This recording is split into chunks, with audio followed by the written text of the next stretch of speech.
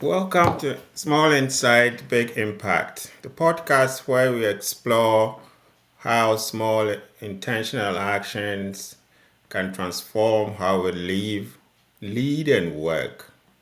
I am Dr. David Cheche, and today we'll be looking at a leadership challenge that every manager, supervisor, and a team leader has to face or will face. We all know the type, the person who can find a problem in every plan, who says that won't work before being trying, or spend more time pointing out all the flaws that you have in solutions. Now, to be clear, a little healthy skepticism can be very useful, but when skepticism becomes constant, it drains energy and stalls progress and infect morale. So, how do you turn a chronic critic into a catalyst or a constructive contributor? How do you transform negativity into positivity? Well, that's what we will unpack today. First, it is important to understand what really is going on with the critic. That's a very important thing. You need to understand what exactly the critic is actually experiencing. So understanding the critic is very, very, very important. Oftentimes, people criticize everything not because they are trying to sabotage you, or in fact, they are operating from different understanding and mindset. Sometimes it's due to fear, sometimes the desire to control, and sometimes it's just that they want to feel significant or important. In other words, criticism is a symptom telling us that there is something that is causing them to be criticizing everything that we do. So, your job as a leader is to look beyond the words and see the why behind the critic. Bear in mind that every critic is often someone who deeply cares but doesn't know how to express it constructively. It is also important to touch on the hidden value of criticism. Criticism is not always negative. There is a value to it. So let's pause for a moment. Before labeling critics as negative, it's worth noting that some of the most valuable insights that come from people who criticize others. The problem is that the criticism becomes toxic only when it's constant and personal or paralyzing the situation. The good news is that when guided correctly, it can become constructive contribution to whatever they are doing, of which is a powerful tool for improvement. It is important to remember that your role as a leader isn't to silence critics, but rather to redirect them so that they turn their sharpness into solutions. Thus, the goal is to help them channel their energy towards progress and not to stop them from speaking up. So now I'm going to share with you 5 strategies that you can use to turn critics into contributors or catalysts. First, you need to listen. You need to listen and not react immediately. When someone criticizes everything, we always have the instinct to sort of defend ourselves or respond immediately with our ideas. But reacting emotionally only feeds the conflict. Instead, pause and listen. Really listen very carefully. And then you can say something like, I hear your concern. Tell me more about what you think could go wrong.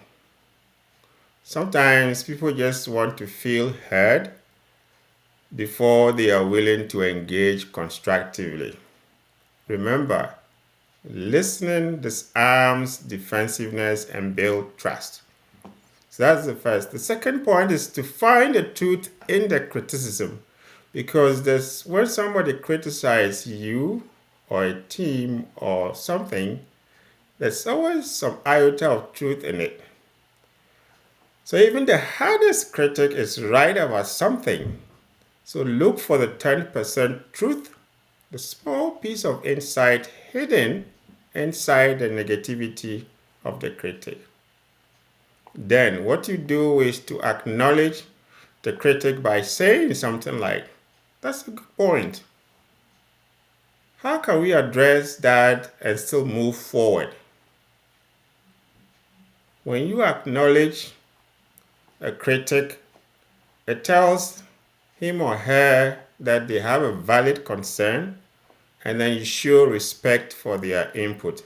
And that opens doors for collaboration and working with them. The third strategy is to redirect their energy towards solutions. So once you've taken time to listen to the critic and heard all that he or she has to say, what you do next is to flip the focus. And here you ask questions like, what would you suggest instead? How can we make this work? These type of questions will shift the mind of the critic from complaining mode to a contributing mode. Remember, critics often think deeply about problems. They just need help in channeling that energy into solution themselves. So the critic will say, "Why me? That's not my job." And here it is important to remind them kindly by saying something like, "We are all in this together, and we are all here to make things better. Your perspective could really make a difference or shape the solution." And then the fourth thing you need to do is to set boundaries and expectations with the critic. With this, what you do is you start a constructive debate with the critic so that the constant negativity doesn't come up, but instead he or she focuses on the positive side of issues. Remember, sometimes the solution may not turn out the way you want it. So that's a key point. If criticism becomes disruptive, address it privately and professionally by saying something like, "I value your perspective, but we need to balance identifying problems with solutions. Let's work together and keep this discussion productive." So these are some of the things that you can use to redirect, set boundaries, and redirect the conversation with the critic. These helps to reframe the behavior without actually shaming the person. And in most cases, you can do it in your office, do it in a place where it's only you and the critic having that conversation to address the issue. And if they continue to resist, what you then do is you tie accountability to the results and not opinion. So what you do is you focus on the results, not opinion of the critic. And make it clear to them that progress is what you're looking for and not perfection.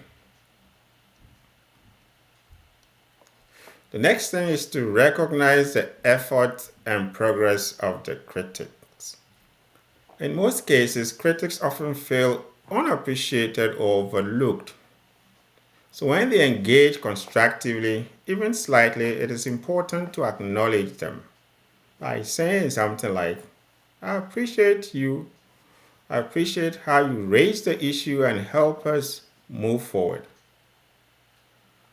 From my experience, recognizing and reinforcing behaviors always make the critic want to do more or want to see more of what others are doing.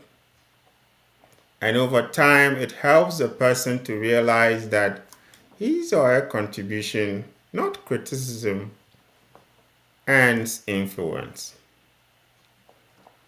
With all this, emotional intelligence plays a role. So it's very important as leaders or as team supervisors to be aware of the emotional intelligence of the critic that we are dealing with and try as much as possible to connect with the critic instead of confronting the critic. So, what is helpful in most cases is to try and apply the emotional intelligence principle. And with that, what you normally have to do is you have to take time to be self aware. You have to notice your own reaction during your engagement with the critic and do not let irritation cloud your judgment. Empathy is also another important thing that you have to show. You have to put yourself in the shoes of the critic, take time to understand their motivation, their fears, frustration, and then their desires to be useful. It is also important to self regulate yourself. You have to stay calm because your composure sets the tone for your engagement with the critic. Social skills is also very important. The use of humor and curiosity, but you have to apply this appropriately and carefully, not to distort your engagement with the critic. And then you also have to focus on how to create an environment that will motivate the critic by focusing your conversation on the shared goals and not on the disagreements that you have with the critic. Now, I'll share an example with you in my previous life or previous work. I once worked with a team where I was a team leader, and one of my team members constantly criticized every aspect of our activity, our programs, and even went ahead to criticize even the organization's strategy and things like that. He always questioned timelines, budgets, and even purpose of meetings that others will be more interested in. His action was very clear to everybody in the team. So most people avoided him and they usually call him, the blocker within the team because he will always block ideas that will let the team explore new ways of doing things. So what I did was instead of isolating him as the project lead, I decided to involve him strategically by inviting him and having conversations with him in my office by letting him know that in one of the meetings that I've always taken note, in most of the meetings I've always taken note of his contributions and that I see his contributions as very constructive and also good that he has an eye for detail. So what I did then was to ask him whether will he be ready or willing to be the reviewer of documents for our team so that whatever we do in the team, he will look at them and then review them before it gets to me for final approval and onward submission. I could see the change in his face, and he wholeheartedly accepted that challenge to be the reviewer of the team. Immediately, we could see as a team that this person's morale, boosted. He clearly showed a transformation of the way he worked. He quickly sort of demonstrated a shift in energy, and his engagement with the team members improved significantly. His transformation was clearer to everyone in the team. He wasn't a critic anymore, but rather always looking out for ways to improve the quality of work that we were doing in the team. he became one of the trusted members of the team. Even though he was still curious, most of his curiosity was geared towards how he can make the outcome of our activities more productive as against the negative side. Within months, our team plans became clearer and concise, the quality improved. His voice went from draining the room to strengthening what we were doing. And that's the power of reframing roles and recognizing values in critics. This experience taught me that people who really criticize normally have purpose. They resist exclusions, and when they feel that they are valued and then they are seen and heard, they quickly turn their negativity into positivity. In all this, it is important as leaders to note certain common mistakes that we all try to avoid. One is we always have the tendency of trying to ignore the critic completely, but it's not a healthy practice since silence doesn't solve the issue but rather deepen the resentment and results in a low engagement with the critic. The other thing that we also try to do, which we should avoid, is trying to engage in an argument with a critic with a view to winning the argument. What happens in such a case is even if you win the argument with the critic, you lose the relationship with him, which is very important for team building and for teamwork. And the third point is we should avoid confronting the critic in public. As I shared in my example, with this particular person, I invited him to my office. I had a one-on-one discussion with him to tell him his strength that I've observed and offered a task for him to take on if he's willing. The other thing is, so the last point is also we try to allow the critic to dominate conversations.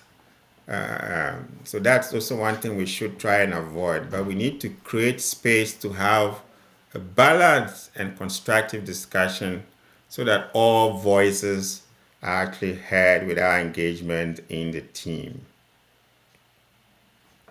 So these are the points that you need to avoid, or mistakes that we commonly face as team leaders that we need to make sure we don't get ourselves caught up with them.